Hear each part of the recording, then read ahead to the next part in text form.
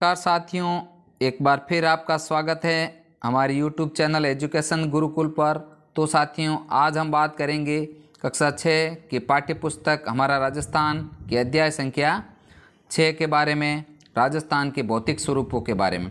साथियों, यह अध्याय बहुत ही परीक्षा की दृष्टि से महत्वपूर्ण है। इसको आप अच्छे से याद कर लें तथा कुछ महत्वपूर्ण चीज़ें अपनी नोटबुक में लिख लें। साथियों, हमारे YouTube चैनल पर कक्षा 6 के समस्त टॉपिक आपको उपलब्ध करवाए जाएंगे। आप उनका अच्छे से अध्ययन कर लें। तो साथियों, बगैर समय को खराब करते हुए अपना वीडियो शुरू करते हैं। अध्याय 6, राजस्थान के भौतिक स्वरूप। राजस्थान का भौतिक स्वरूप अत्यंत जटिल एवं विविधताओं से पूर्ण है। इसके मध्यवर्ती भाग में स्थित अरावली पर्वतमाला विश्व की प्राचीनतम पर्वतमालाओं में से प्रमुख है। राजस्थान का पश्चिमी भाग मरुस्थलीय है, दक्षिण पूर्वी भाग पठारी है।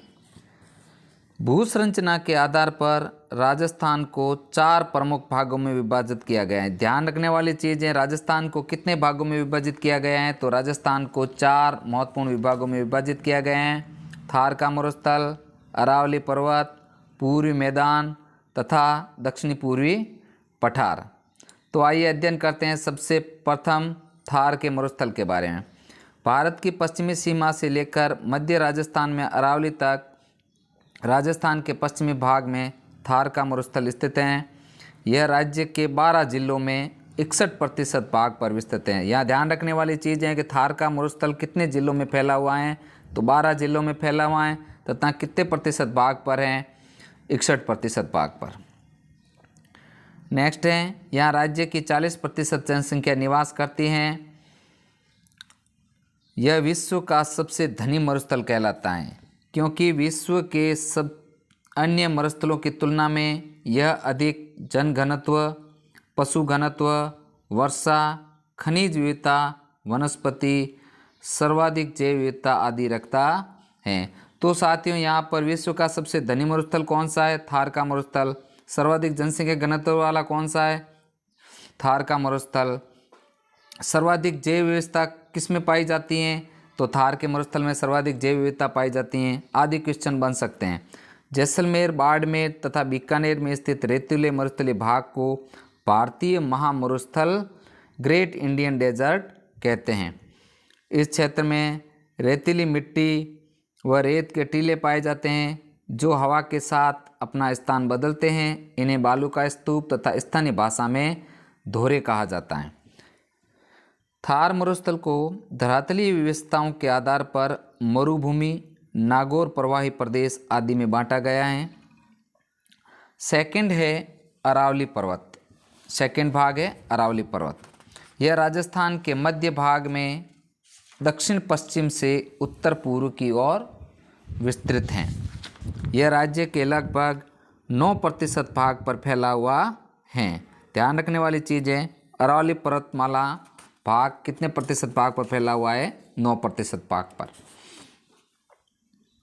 अरावली पर्वतमाला प्राचीनतम पर्वतों में से एक है जो दक्षिण में गुजरात के खेड़ ब्रह्मा से उत्तर में दिल्ली के रायसीना हिल्स तक 692 किलोमीटर में फैला हुआ है। अरावली पर्वतमाला राजस्थान को 2 भागों में विभाजित कर दी हैं, पूर्वी राजस्थान व पश्चिमी राजस्थान। अरावली पर्वतमाला राजस्थान का उच्च भाग है, सबसे ऊंचाई पर स्थित भाग है। इसमें विभिन्न प्रकार के खनिज संसाधन एवं कई नदियों के उद्गम स्थल मौजूद हैं। यह मरुस्थल के पूर्व की ओर प्रसार रोकती हैं। यहाँ विभिन्न प्रकार की वनस्पति, वन्य जीव एवं जड़ी बूटियाँ पाई जाती हैं। यह पर्वतमाला मानसून को रोककर पूर्वी एवं दक्षिणी राजस्थान में वर्षा करवाती हैं, इसलिए इसे राजस्थान की जीवन रेखा कहा जाता है।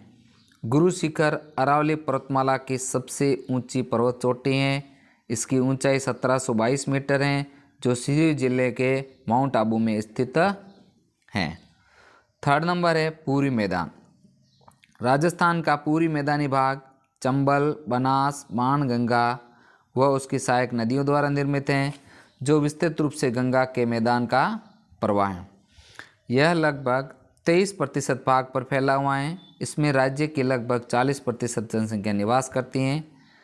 चंबल नदी के आसपास कोटा से धौलपुर तक का क्षेत्र नाली अपर्दन के कारण अत्यधिक उबड़ खाबड़ हो गए हैं, जिसे चंबल के बीहड़, डांग या उत्खात भूमि कहते हैं।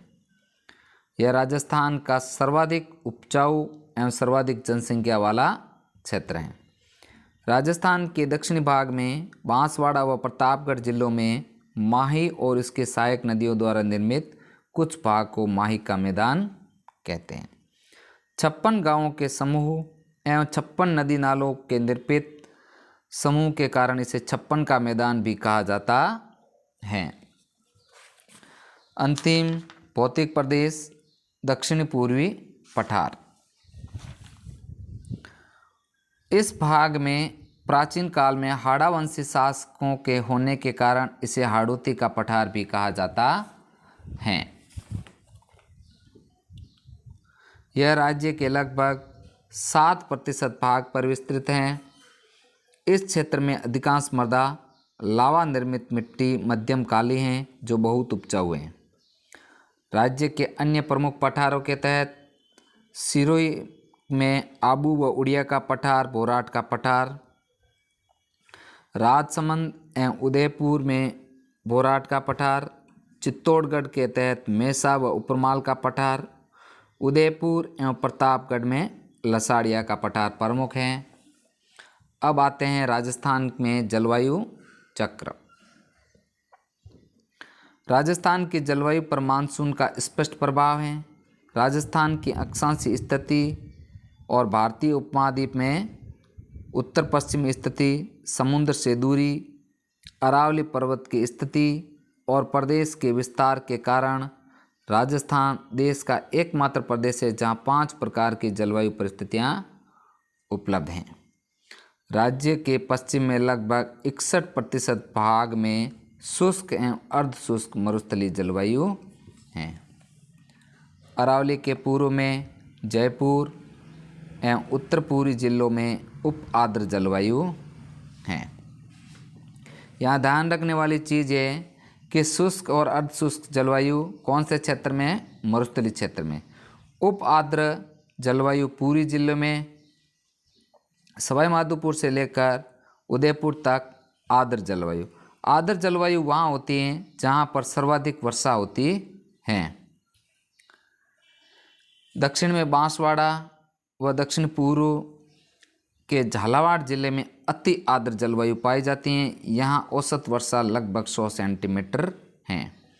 अति आर्द्र जलवायु कहने का मतलब है राजस्थान में सर्वाधिक वर्षा वाला जिला झालावाड़, वहाँ पर अति आर्द्र जलवायु होगी। जलवायु की औसत अवस्थाओं के आधार पर राजस्थान भारत के अन्य प्रदेशों की तुलना में अधिक शुष्क है। अब राजस्थान में ऋतु चक्र। राजस्थान में मुख्यतः 3 ऋतुएं पाई जाती हैं। ग्रीष्म ऋतु। विभिन्न क्षेत्रों में ग्रीष्म ऋतु में तापमान लगभग 30 से 40 डिग्री सेंटीग्रेड अधिक रहता है। पश्चिमी राजस्थान में जैसलमेर, बाड़मेर, बीकानेर, जोधपुर, गंगानगर, चूरू आदि जिलों का तापमान 40 से 45 डिग्री सेंटीग्रेड तक हो जाता है। भारत के अत्यधिक गर्म प्रदेशों में से थार मरुस्थल एक है।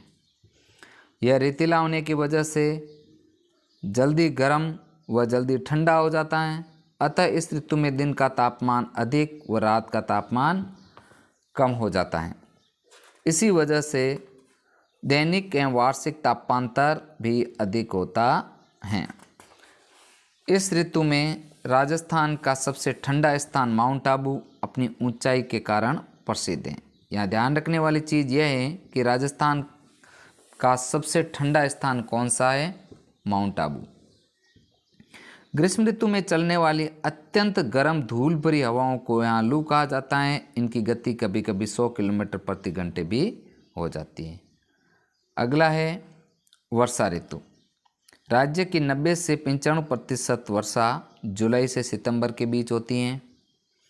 अरब सागर एवं बंगाल की खाड़ी दोनों शाखाओं के मानसून से राजस्थान में वर्षा होती है। तो यहाँ पर एक बहुत इंपॉर्टेंट क्वेश्चन पूछता है कि राजस्थान में वर्षा कौन सी शाखा से होती है? तो यहाँ अरब सागर और बंगाल की खाड़ी दोनों शाखाओं के मानसून से राजस्थान में वर्षा होती है। राजस्थान में अधिकांश वर्षा बंगाल की खाड़ी के मानसून से होती हैं जो पूरी राजस्थान में होती हैं। यहाँ यह ध्यान रखने वाली चीज़ है कि राजस्थान में सर्वाधिक वर्षा कौन से मानसून से होती है, तो बंगाल की खाड़ी के मानसून से ज़्यादा वर्षा होती है। अरब सागर के मानसून से अधिक वर्षा दक्षिणी राजस्थान से होती है।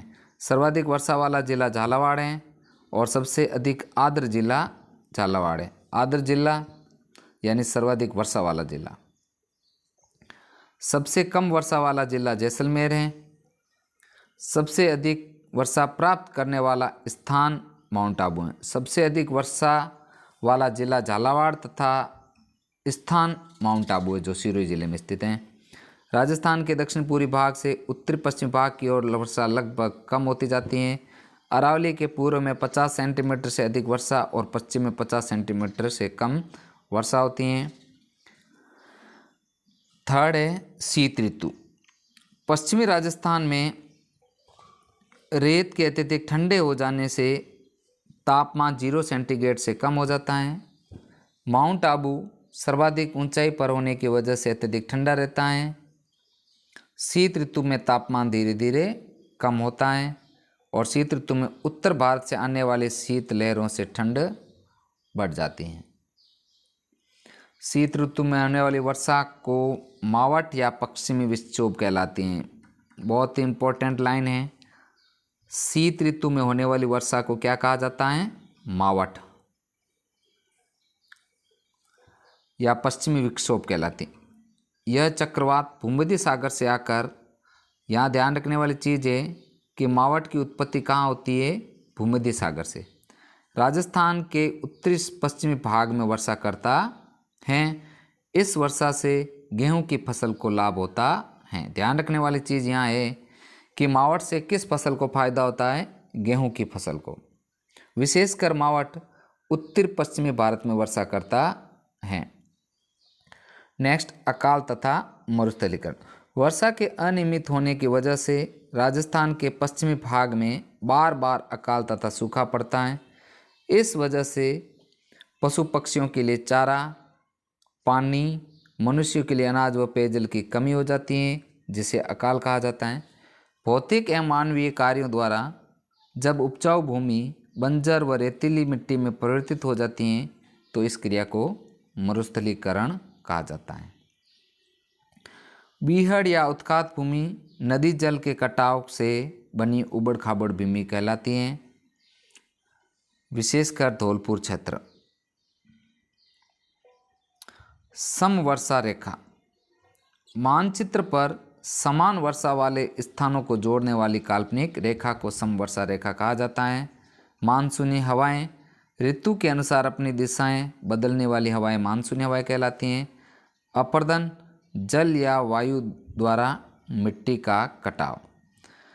अब इस अध्याय के कुछ महत्वपूर्ण अभ्यास प्रश्न हैं जिनका अपन अध्ययन करते हैं। अरावली पर्वतमाला की सबसे ऊंची चोटी कौन सी है? तो यहाँ पर आंसर होगा अरावली पर्वतमाला की सबसे ऊंची चोटी गुरु शिखर हैं जो माउंट आबू में स्थित हैं तथा सिरोही जिले में स्थित हैं। रेत के टीले जो हवा के साथ अपना स्थान बदलते हैं कहलाते हैं। तो रेत के टीले जो हवा के साथ अपना स्थान बदलते हैं धोरे कहलाते हैं। धोरे विशेष रूप से पश्चिमी राजस्थान में पाए जाते हैं। क्वेश्चन नंबर 3, ग्रीष्म ऋतु में चलने वाली अत्यंत गर्म धूल भरी हवाओं को कहा जाता है। तो ग्रीष्म ऋतु में जो हवाएं चलती है उसे लू कहा जाता है। गुरु शिखर की ऊंचाई है 1722 मीटर। मानचित्र पर समान वर्षा वाले स्थानों को जोड़ने वाली काल्पनिक रेखा कहलाती है समवर्षा रेखा। सर्वाधिक वर्षा वाला जिला कौन सा है? ध्यान रखने वाली चीज़ है सर्वाधिक वर्षा झालावाड़ में होती है तथा सर्वाधिक वर्षा वाला स्थान पूछे तो सर्वाधिक वर्षा वाला स्थान होता है माउंट आबू जो सिरोही जिले में स्थित है। छप्पन का मैदान कहाँ स्थित है? छप्पन का मैदान बांसवाड़ा व प्रतापगढ़ में स्थित है। मैसा का पठार कहाँ स्थित है? मैसा का पठार चित्तौड़गढ़ में स्थित है। तो साथियों, इस प्रकार कक्षा 6 का 6 नंबर पाठ अपना यहीं कंप्लीट होता है, राजस्थान का भौतिक स्वरूप। आगे के चैप्टर में अपन देखेंगे 7 नंबर लेसन। आज का वीडियो इतना ही।